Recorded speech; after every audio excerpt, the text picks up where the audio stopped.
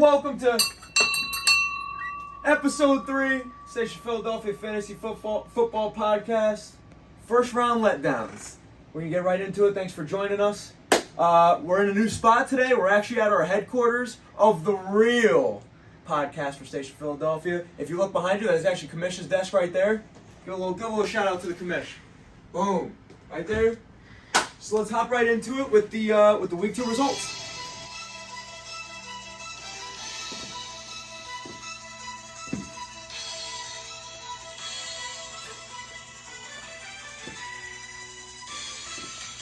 Just kidding. We here at SH Philadelphia Fantasy League Football Podcast Productions respect and appreciate all the hard work that Uncle Rico does on his work. We would never want to disparage his stuff. So let's move on to the first slide here. Week 2. Go ahead, Joyce. Week 2. Yes, we got week 2 results and trends. Early trends, only week 2. Week 3 predictions, and then we got a little rumor mill for you. Extra, read all about it. So week 2 results and trends. Hit it. First round picks average only 10.5 points in week 2. First round running backs over the first 2 weeks have only averaged 10.8 points per week. So, or like I said early on, as the weeks go on in the NFL, historically more injuries happen. There's more turnover with the roster. So we'll see what happens. But as of right now, there's not a lot with the running backs. There's a lot of bang for your buck for the first round picks. Go ahead. High score was Pigskin Play Silky Johnson, still proving all the haters wrong. Low score was Pound Town. Keep going. MVP of the week was Stephon Diggs with a big 38.8 point performance in a close matchup actually going into last night. So him having a big game like that really widened the gap there. And Porta Potty of the week, we got Julio Jones with 0 points. Ezekiel Elliott, still a potato. Kyle Pitts still letting me down. Dalvin Cook, again, first round running back, not living up to it. And XPO's entire bench pretty much belongs to the Porta Potty. Only 15 points combined on the entire bench. That's just unreal. Keep it here just for a second. La Costa Nostra picked up their first win. Also, Team Black Air Force Ones also picked up their first win. PQS Check picked up their first win. Riley Reid Option with a low score here. Luckily went against an even lower score, but that score is not going to beat a lot of people. So we'll see if he can keep it going. And then, like I said, Ops still proving the haters wrong. Potato of the week. We have 2 sponsors for Potato of the Week this week. Actually, they don't know that we picked both of them. But we got Hares. Hit it. And then hit it. Yep. We got Hares and we got Frito-Lay. And Potato of the Week this week is me. I told the camera crew they could throw potatoes at me if Kyler Murray scored more than 20 points. Had a terrible first 3 quarters, but he picked it up at the end, came back on Las Vegas Raiders. So see you later, Kyler. You're officially not a potato. There you go. Give me another click, please. Potato of the week this week will be Christian McCaffrey.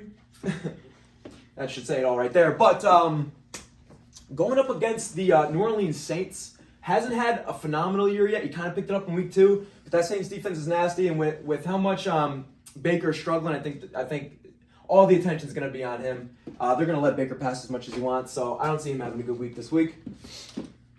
Week 3 predictions. Black Air Force Ones, formerly known as Cut My Nuts, versus Parmesan Garlic. I just don't think Cut My Nuts has good matchups for his players. I think he's going against some good defenses. I see Parmesan Garlic, probably the most talented team in the league, still picking up the W. Riley Reid Option versus Pound Town, 2 of the only teams that didn't change their fucking name this week. Herbert's fractured ribs. I think that's going to have a big effect for Riley Reid. And also, his receivers are too talented to keep doing what they're doing. They're going to bounce back and have good weeks. Number 2 podcast, formerly PQS Check, versus Pigskin Play Silky Johnson. I'm just done betting against Kabbalah. I'll give it to you. Week 3, you're probably going to win. Fuck it. But that's also second week in a row. Top 2 scores from the previous week are matching up. So that's you got some interesting parity there. Living on a Prayer. Oh, fuck, you should have been clicking this whole thing. Just click while I talk. Just keep going. Living on a Prayer, but don't delete this one. Formerly One If by Land. He more needs a fucking miracle than a prayer. One Bite Glizzy, also formerly known as Not Safe for Quarters. Like I talked about with Herbert being injured, Eckler's probably going to get some more touches. I see him having a big game. And Patrick Mahomes, he looks like the best quarterback in the league right now. So he's going up against some shitty defense. Forget who. Hit it. And then Italian Sounders versus La Cosa Nostra. Basically got the battle of the mafias here. Flip a fucking coin. ESPN has it as 50-50. I have it as 50-50. But it's my PowerPoint. It's my presentation, so I'm going to win.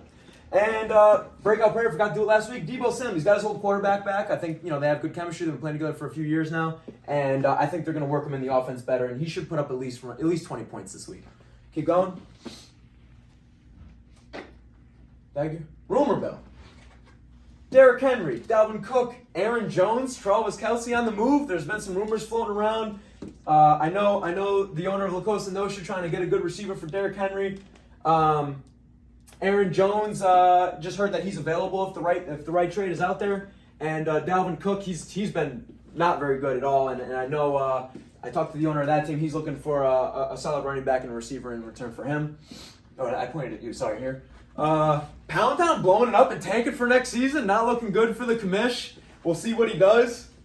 He might be blowing it up and just worrying about next season. Who fucking knows?